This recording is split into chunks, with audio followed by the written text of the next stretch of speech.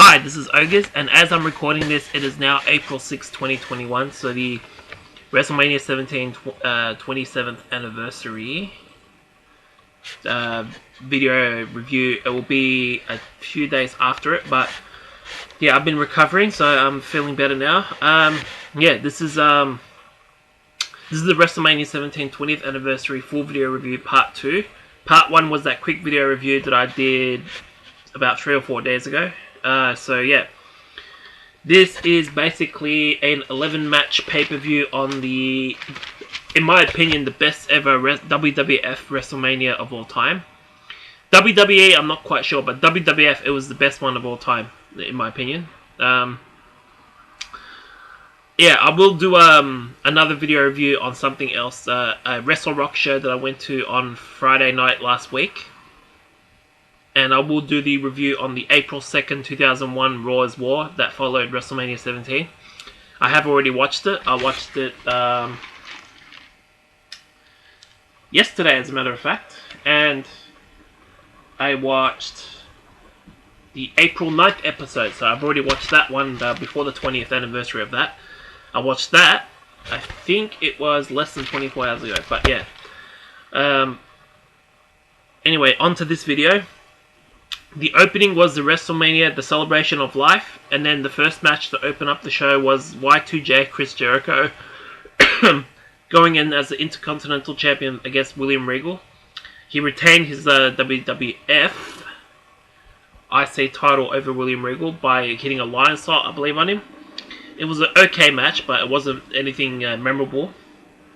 I think the Royal Rumble match that he had against some guy named Benoit in the ladder match, that was a way better match. So I would suggest, maybe I'll do the review on the Royal Rumble 2001, even though it's past the 20th anniversary. I'll probably do that later this week, but I've got other stuff to cover. Or not later this week, maybe at a later date, like next week. Then there's a backstage segment. Bradshaw gives a lesson on Texas history. And then the second match on WrestleMania 17 was Right to Censor versus APA and Taz. APA and Taz, they won by pinfall after Bradshaw hit the clothesline from hell on the Good Father. And that was it for him. 1 second.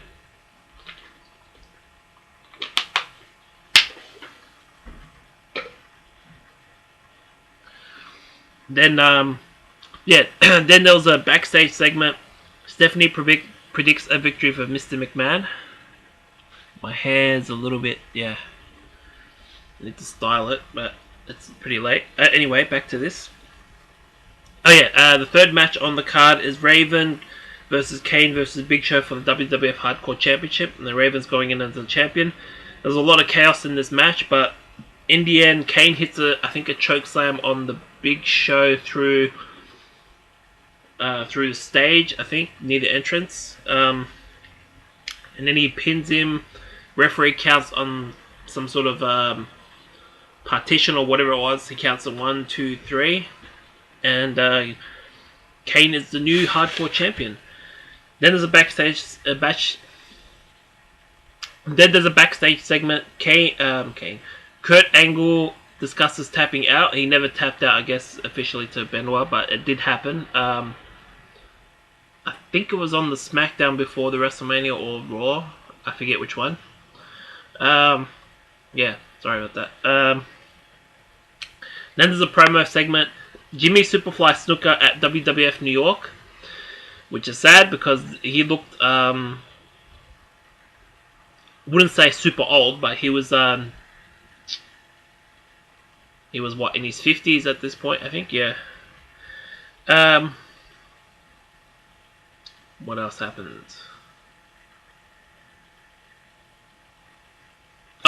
Match 4 on the show is Eddie Guerrero versus Test for the WWF European Championship, and Test was the champion going in.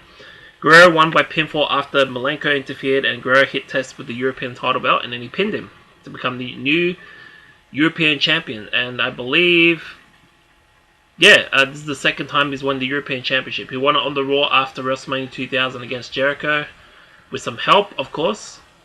from China, and then won it at WrestleMania 17. So yeah, he's won that title twice now. Then there's an interview backstage. Mick Foley plans on being an unbiased referee. Where is it? Yeah. And then match 5 on the show was Kurt Angle versus Chris Benoit, and Kurt Angle won by pinfall after hooking the tights, so he cheated to win. And then there's a segment backstage. Kamala crashes Commissioner Regal's office, and there's a promo. WWF Superstars visit Fort Hood. Basically, it was an army base in Texas. There was an interview backstage. Kurt Angle discusses his victory, and then Benoit interrupts the interview and gets the crossface on him and gets him to tap out. So there you go. Then match number 6 on the show, which I thought was a below average match for a stacked card, was Ivory versus China for the WWF Women's title, and China won by pinfall, and she became the new WWF Women's Champion. Ivory was the champion going into this. And then there was an interview backstage. Mr. McMahon prepares for the street fight. There was a promo in the ring. Shane McMahon introduces the young stars of WCW. The plan for this WrestleMania was to have the WCW stars actually interfere in the street fight match that's coming up. But some idiot, Sean Stasiak, leaked this days before WrestleMania, and they got relegated to sitting in a skybox. So yeah, that kind of killed the whole point of having WCW involved at this WrestleMania. Because yeah, this feels like the end of the death of WCW, ECW on this show altogether. Then match number 7 on the show is Shane McMahon, who's the new WCW owner. Yeah, right. Like, I'm the new owner of WWE. Anyway, he faced Mr. McMahon, who I believe in 2020, not 2021, but he is losing his mind in recent years, but I'll get to that at the end of the show. It was a street fight, and Mick Foley was a special guest referee. Shane McMahon won by pinfall in this match. And then match number 8, which was the highlight of this show, was the Hardy Boys versus Edge and Christian versus the Dudley Boys, who were the tag team champions. This was a triple threat WWF Tag Team Title TLC match, the second one since SummerSlam 2000. And Edge and Christian did what they did at the previous WrestleMania, and they won the match. There was some people involved in this. Spike Dudley came out first, and then it was Lita, I believe, and then Rhino came out, I think, before or after that, and helped Edge and Christian win the tag team titles. I believe this was even better than the SummerSlam 2000 TLC match, but I think there's been... It's off. I hate it when there's updates appear. Yeah, there was that TLC, the 4-way TLC match on a Raw in 2002. I think that was a better match put together overall. But for a WrestleMania, tag team match at WrestleMania, I think this was the best one until probably the Money in the Bank thing came in, even though that was for singles wrestlers. What was a better tag team title match than this one? Let me think.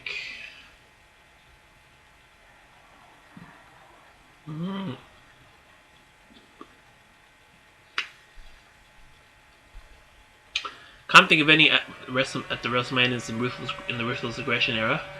I think that WrestleMania 33 ladder match that involved the Hardy Boys, I think that was a better one in the modern era for the first time since that WrestleMania back in 2001, which I'm reviewing, of course. There was that first ladder match at No Mercy 1999 between Edge and Christian and the Hardy Boys for, I think it was $100,000 in that invitational tournament or whatever it was. I barely remember. But I think that set the pace for it. But yeah, tag team wrestling has kind of been dead for the last couple of years, I think. It was okay in 2020, but yeah, on the main roster, it's been dead for a couple of years. NXT is where it's at when it comes to tag team wrestling, and to a lesser degree, I guess AEW. But anyway, back to this review. There was a promo, a look at WrestleMania X7's Access, which I want to do a WrestleMania Access thing, a fan event at next year's WrestleMania. I want to go to the WrestleMania 38 in Dallas, Texas.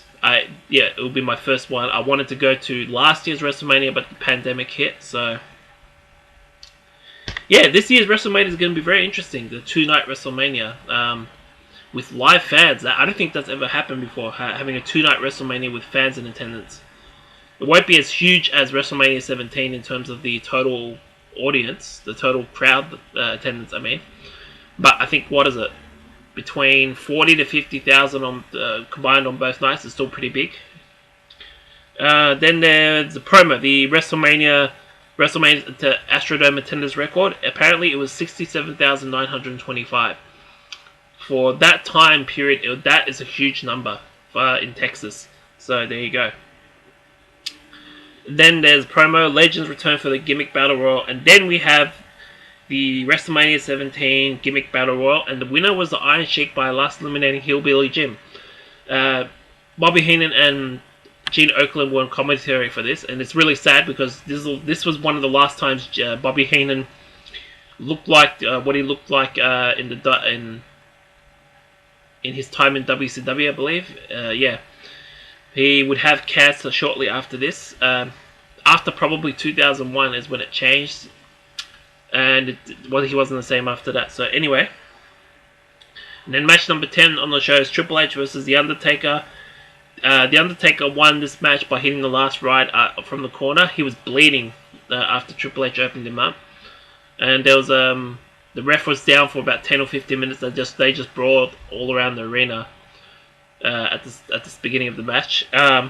This was when this Undertaker streak was brought up. He was 9-0 at this event after this match, and he would acknowledge it at next year's WrestleMania. But I'll cover next year's WrestleMania when I get to it. Probably, I'll probably review that one next year.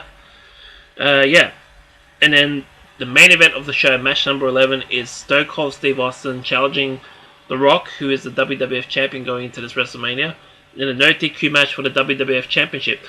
It wasn't originally a no DQ match. It was announced just before the match started. Apparently this was made earlier on in the day. I guess it was brought up that Regal changed the match. But I was surprised. It was technically supposed to be a one-on-one match. I thought Stone Cold was going to be face throughout this match and then probably beat The Rock. It was a face versus face match going in. But the way he walked to the ring when he came down the aisle or the rampway, it felt like he had the makings of becoming a heel. It looked really weird, him having the heel look going down the ramp. Anyway, this was over 30 minutes long. I believe this is the best WrestleMania main event in WWF history since probably how far back? Maybe WrestleMania 6 on the same date back in 1990 with the Hulk Hogan and the Warrior, because I think that was also a babyface versus babyface match. But this one, this was the first. It was a back and forth match. You'd have to go back and watch this match. It's very, very brutal. I don't think it would be allowed in today's environment in WWE's PG era, or as I like to call it, this bullshit era that they're currently doing. They need to go back to TV 14. I think that's what's killing the product in the US these days. The only thing that's keeping it going is the retro stuff on the network, on the WWE network. Without that, I don't think it would have lost its appeal. No one would be watching it every week. I'm surprised that barely, just under 2 million people watch this boring Raw show every week. I only watch the clips these days. I haven't watched the full Raw since 2019, I think? No, 2020. I watched all the Raws from the one after WrestleMania 36 up until the one after TLC, I think it was. And I keep up with the results, but yeah, I don't have the attention span to watch a 3-hour Raw if I had the Fox channel or whatever it is to watch it with commercial. I don't think no, there's no way I could watch it. If it was condensed, which is what they do on the network, 90 minutes, I could watch that. But yeah. So yeah, Stone Cold turned heel on The Rock. Mr. McMahon helped him win the WWF title, and then he shaked hands with the devil himself, which is what JR said on commentary. Sold his soul to the devil himself, all that stuff. Yeah, this was a shock for me at the time, back in 2001. Because I always thought of Stone Cold as an anti-hero and then maybe face. I started watching in 1999, so this would have been, what? Early June of that year, I think it was. But I already knew about wrestling probably going back to early January. This was when, I guess, Mankind won the WWF title. Mostly Stone Cold Steve Austin was a heel during that period of time. And then he came back in 2000. I guess it was technically still a face. Yeah, it's kind of strange to see him turn heel at WrestleMania, which is where he became technically beginning of a face against Bret Hart just 4 years before this. Yeah. And he wins the title in his hometown, but turns heel in the process. So the logic is not really there, to be honest. They could have done big business with him as a face still in 2001. Then they could have done a proper invasion in 2002, but you see what happened. I'm going to get to that probably. When's the beginning of the invasion? I think late May 2001, and then King of the Ring around June 2001. Yeah, I'll get to that in a couple of months. But that's a story for another time. But yeah, I thought this WrestleMania was actually A+. And I never give that sort of grade. Because I've been reviewing retro Raws from 2001 lately. Watching them. So yeah, A+. I thought this was an excellent WrestleMania. Yeah, let me think. Yeah, this is my first A+ for WrestleMania, because I think last year's one, I don't remember what I said for WrestleMania 36, but I thought it was an average WrestleMania at best, maybe a C grade overall. And then WrestleMania 35, which if I was to review it, I'd probably give that one a C+. It was just way, way too long. Anyway, let me know what you thought about this video in the comments below. Give my video a like and subscribe to my channel. Yeah, my next video will be a... Let me think. Yeah, I'll do a video review of the Wrestle Rock 30 show that I went to on April 2nd, 2021. I watched pretty much, I think that was about a 3 to 3.5 hour show, including the live band, so that was like 4 hours long. That feels like what WrestleMania 17 was. That was also 4 hours long, so yeah. But yeah, it was less than... I think it was less than last year's WrestleMania in terms of the combined length. That was like 6 to 7 hours. But yeah, I'll do the Wrestle Rock 30 show review that I went to. A review of that show. Yeah, this will be uploaded tonight, this video. And I'm going to record a video on that. And then I'm going to review the April 2nd, 2021 Raw. Okay. 2021. April 2nd, 2001 Raw. So this has been Ogres. Peace out.